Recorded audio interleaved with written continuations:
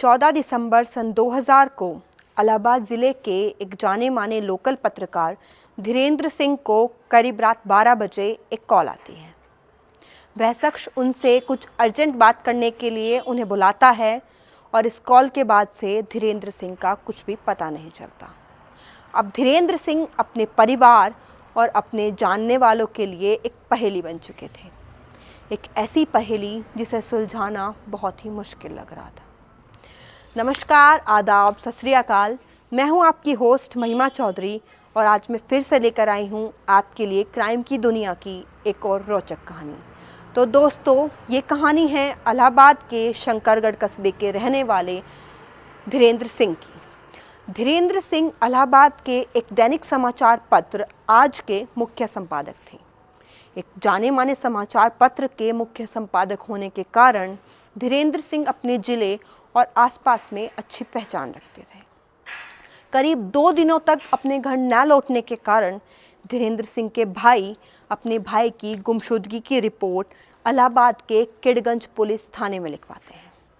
क्योंकि मामला एक जाने माने पत्रकार का था, तो पुलिस भी इस केस को लेकर काफ़ी गंभीर थी। पुलिस चाहती थी कि इस गुत्थी को वह जल्द से जल्द सुलझा दे। तो शुरुआत में पुलिस जब इस केस की इन्वेस्टिगेशन करती है तो वह धीरेंद्र सिंह के नज़दीकी दोस्तों, परिवार वालों और उसके ऑफिस के कुछ दोस्तों से पूछताछ करती है, लेकिन फिर भी पुलिस को कोई पुख्ता जानकारी नहीं मिल पाती। उसके बाद पुलिस धीरेंद्र सिंह की कॉल डिटेल्स निकलवाती है। तब पुलिस को पता चलता है कि 14 दिसंबर 2000 को, जिस दिन धीरेंद्र सिंह गायब हुए थे, उस दिन रात को करीब 12 बजे उनके पास एक कॉल आई थी। जब पुलिस उस नंबर की डिटेल्स निकलवाती है तो पुलिस को पता चलता है कि यह एक लैंडलाइन नंबर है जो इलाहाबाद के ही पास में एक नैनी गांव पड़ता है। वहां की ग्राम सभा की एक सदस्य होती हैं फूलन देवी, उनके नाम पे वो नंबर रजिस्टर्ड है। अब पुलिस नैनी गांव पहुंच जाती है फूलन देवी से पूछताछ करने के लिए, लेकिन पूछताछ में फूलन देवी धीरेंद्र सिंह नाम के किसी भी शख्स को जानने से मना कर देती है। लेकिन फूलन देवी का पति राम निरंजन पुलिस के सामने स्वीकार करता है कि वह धीरेंद्र सिंह को जानता है। उसका धीरेंद्र सिंह को जानने का कारण उसकी बीवी का पॉलिटिक्स में होना था, क्योंकि अक्सर जो पत्रकार हैं वो लोकल नेताओं की खबरें अपने अखबार में छापते रहते हैं। तो पुलिस को फूलन देवी और उसके पति राम निरंजन से पूछताछ के दौरान भी इस केस में कोई पुख्ता सबूत नहीं मिल पाते हैं। लेकिन जो इस केस के इन्वेस्टिंग ऑफिसर हैं, उन्हें एक बात बहुत तंग करती है कि जो उत्तर प्रदेश के छोटे कस्बे वाले गांव हैं, वहाँ ऐसी सर्दी की रातों में 8 बजे सन्नाटा पसर जाता है। फिर राम निरंजन का रात को 12 बजे धीरेंद्र सिंह से बात करना उन्हें कुछ सही नहीं लगता, और ये बात उन्हें जागरूक करती है कि वो एक बार और राम निरंजन से जाके पूछताछ करें। इलाहाबाद पुलिस को इस बात का बिल्कुल भी अंदाज़ा नहीं था कि जाने अनजाने में वो एक ऐसी गुत्थी को सुलझाने जा रहे हैं जिसके सामने आते ही लोगों के पैरों तले से ज़मीन खिसक जाएगी। ये एक मामूली गुमशुदगी का जो केस था, ये एक बहुत बड़ा केस बनने वाला था। तो पुलिस पहुंच जाती है राम निरंजन से पूछताछ करने के लिए, और पूछताछ में राम निरंजन पुलिस से कहता है कि वह पुलिस को कुछ बातें बताना चाहता है, लेकिन उससे पहले वह दाल पिएगा। उसकी बातें सुनकर पुलिस को थोड़ा अटपटा लगता है, लेकिन पुलिस उसे रोकती नहीं है। उसके बाद वह एक कुकर भर के दाल पीता है। उसके बाद राम निरंजन इलाहाबाद पुलिस को अपने फार्म हाउस पर लेकर जाता है। फार्म हाउस पे जाने के बाद वह पुलिस वालों को बताता है कि ये राजा कलंदर की अदालत है। राजा कलंदर एक बहुत ही बुद्धिमान व्यक्ति है जो अपने गुनहगारों को खुद सज़ा सुनाता है और खुद ही उन्हें सज़ा देता है। पुलिस उसकी ये सारी बातें सुनकर बहुत परेशान हो जाती है और उस पर दबाव डालकर उससे आगे की कहानी पूछती है। उनसे कहानी पूछने के बाद वह पुलिस को कुछ ऐसी चीज़ें बताता है और कुछ ऐसी चीज़ें दिखाता है कि पुलिस सन्न रह जाती है। अब राम निरंजन पुलिस से कहता है कि वही राजा कलंदर है और वो अपने गुनहगारों को खुद सज़ा देता है। और ये राजा कलंदर की अदालत है। इसके बाद वह पुलिस को एक कट्टे में से कुछ मस्तिष्क के कंकाल निकाल कर देता है, जिसके ऊपर मरने वालों की जात और नाम लिखा था।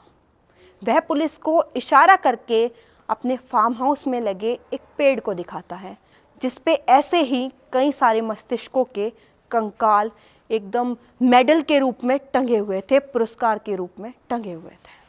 अब पुलिस समझ जाती है कि राजा कलंदर उर्फ राम निरंजन एक सनकी और बेहद खतरनाक व्यक्ति है।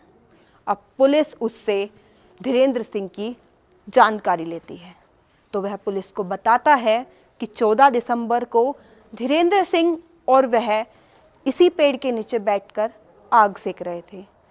तभी उसके साले बछराज ने आकर एक देसी कट्टे से गोली मारकर धीरेंद्र सिंह की हत्या कर दी और उन दोनों ने धीरेंद्र सिंह की लाश के छोटे छोटे टुकड़े करके वहीं मध्य प्रदेश के किसी इलाके में फेंक दी। अब पुलिस को यह बात की जानकारी पुख्ता हो जाती है कि धीरेंद्र सिंह की मृत्यु के पीछे राजा कलंदर उर्फ राम निरंजन और उसके साले का हाथ है। वह राम निरंजन को अपने साथ लेकर जाती है ताकि धीरेंद्र सिंह की जो लाश है उसको बरामद कर सके। तभी इलाहाबाद पुलिस को धीरेंद्र सिंह की लाश के कुछ टुकड़े मिल जाते हैं। साथ ही साथ पुलिस को राम निरंजन के पास से एक डायरी मिलती है, जिसमें राम निरंजन ने अपने द्वारा की गई हत्याओं के बारे में लिखा हुआ था। दोस्तों, राम निरंजन जिस किसी को भी अपना शिकार बनाता था, उसकी जानकारी अपनी डायरी में लिखा करता था।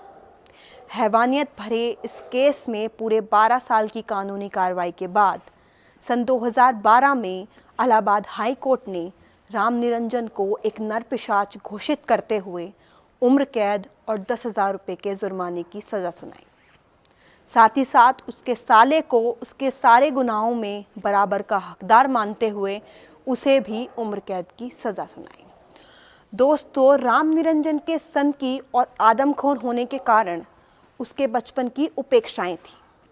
राम निरंजन बचपन में अपने स्कूल में कमज़ोर छात्रों में आता था, लेकिन उसकी क्लास के जो और बच्चे बहुत होशियार थे, उनको सभी के द्वारा प्यार किया जाता था।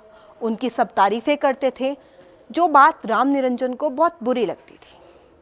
राम निरंजन जैसे जैसे बड़ा हुआ तो उसने सोचा कि अगर वो होशियार लोगों को मारकर उनके मस्तिष्क का सूप बनाकर पिएगा तो वह भी उनकी तरह होशियार हो जाएगा। उसके दिमाग के इसी फितूर के कारण उसने 14 लोगों को मौत के घाट उतार दिया। राम निरंजन के दिमाग का ये फितूर उस पर इतना हावी था कि उसने अपनी बीवी का नाम फूलन देवी और अपने बच्चों का नाम जमानत और अदालत रखा था, ताकि वह हर वक्त अपने आप को महसूस करवा सके कि वह एक अदालत को चलाता है जहां उसकी मर्ज़ी के बिना कुछ भी नहीं होता। तो दोस्तों, यह कहानी थी एक नर पिशाच की, जिसने तत्कालीन समय में पूरे भारत के अंदर एक खौफ पैदा किया हुआ था और उसने यह साबित कर दिया कि अगर एक व्यक्ति के दिमाग पर फितूर सवार हो जाए तो वो किस हद तक जा सकता है। हाल ही में नेटफ्लिक्स ने इस सच्ची घटना के ऊपर एक डॉक्यूमेंट्री भी बनाई है, जिसका नाम है Indian pretender, the diary of a serial killer. तो दोस्तों, इस कहानी को सुनाने का उद्देश्य किसी को भी दुख पहुंचाना नहीं था, बल्कि आपको सतर्क और सावधान करना था। सतर्क रहिए, सावधान रहिए, सेफ रहिए। जल्दी मिलेंगे क्राइम की एक नई स्टोरी के साथ। नमस्कार।